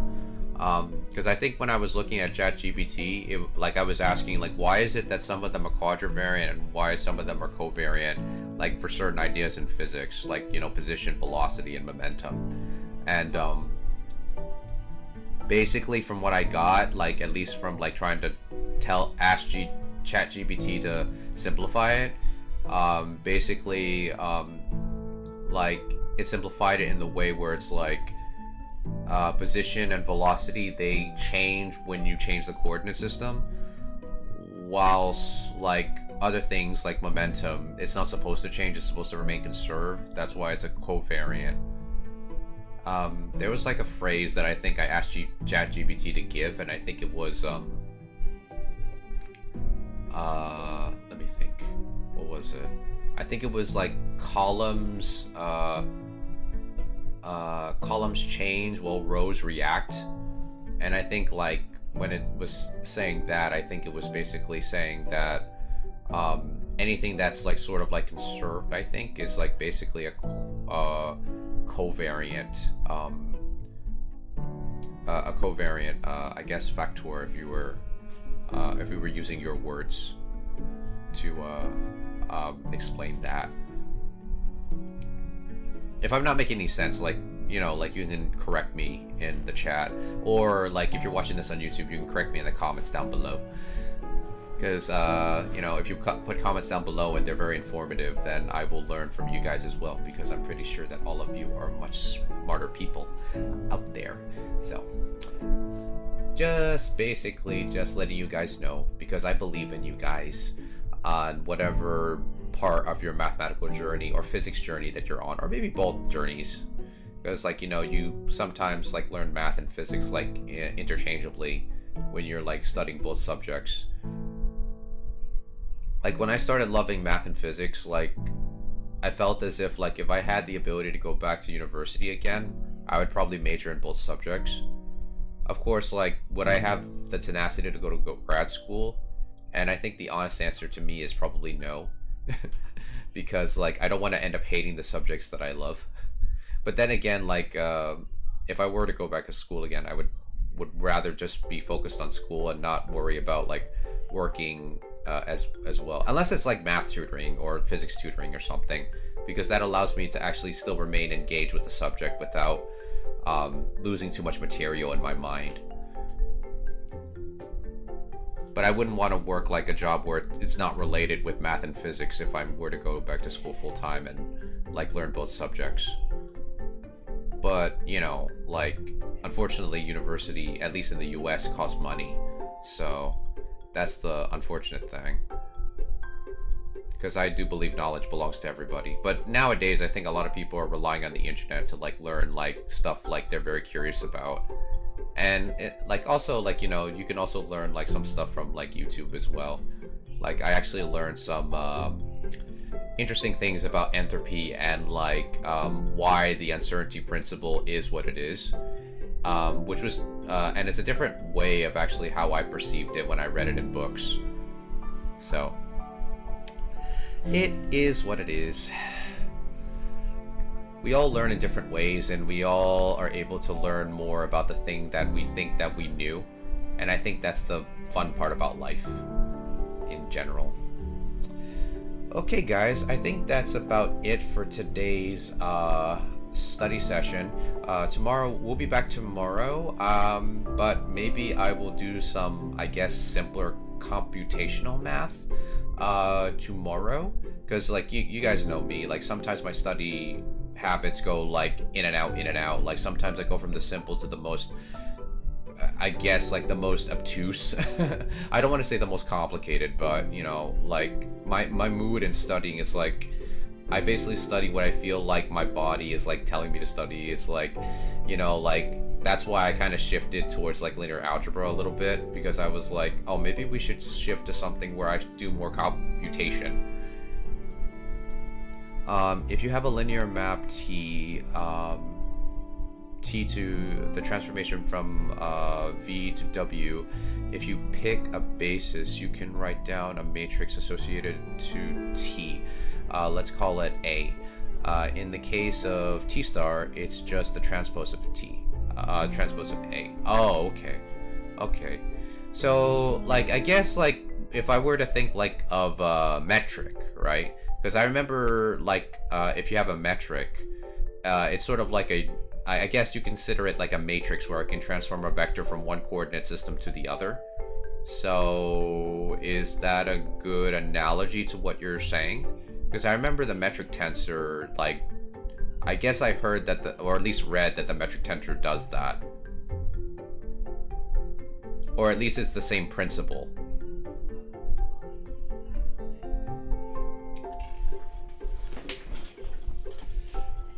Yeah, we're like talking about like a lot of like interesting stuff, and thank you, Sasha, for actually like talking about that. But anyway, guys, I think that will do it for today's study session. We did learn a lot, and you know, I tried to do as many problems for you guys as I could. I know like my streams are a bit, my streams slash videos, like if you're watching this on YouTube, are a bit like, you know, all over the place, but that's usually how I am with my hobby. It's like, I basically like, oh, this math is getting boring. I probably should move on to another type of math where I feel like it's a little bit easier, or maybe a little bit much more obtainable with my current like level. So for all you guys that are watching on Twitch, you're more than happy to like subscribe to my YouTube channel as well. In addition, if you would like to join our Discord server, you're more than happy to join our Discord server. If you're just lurking and you just want to, like, you know, talk math with us or talk physics with us or talk about anything else in general, you can join our Discord server. And if you're watching this on YouTube, all the links are in the description down below. Let's see, the metric tensor is an element of... Oh, okay. At least piecewise, point-wise. Oh, okay. Gotcha. Thank you, Sasha, for typing that out. Okay, let's see here. I want to see if there's anyone doing math. We can probably give them a raid. And oh, okay, Don does math is on. And I think he is doing math. Yes, he is. So we will do a raid into his channel. So thank you guys for joining me. I will give the raid message. So you're free to copy and paste that if you like. So copy, and then we'll raid into Don's channel. So Don does math, and be sure to give him a follow if you haven't followed his channel before. Okay, guys, we will begin the raid. Okay, I will see you guys next time, and always remember, everyone is precious. You guys are just as precious as everyone else. And I will see you on Don's channel. So take care, guys. Bye-bye.